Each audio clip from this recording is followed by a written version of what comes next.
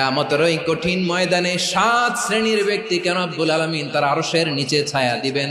তার মধ্যে প্রথম শ্রেণীর ব্যক্তি হলো ইমামুন আদিল, যে ইনসাফের সাথে বিচার করে, যে জাস্টিস সমাজে সার্ভ করে, যে সুশাসন নিশ্চিত করে, ওই ইমামুন আদিল। আদিল শব্দটা বুঝছেন না? ইন্নাল্লাহা ইয়া'মুরু বিল আদল, পাইছেন? আদিল।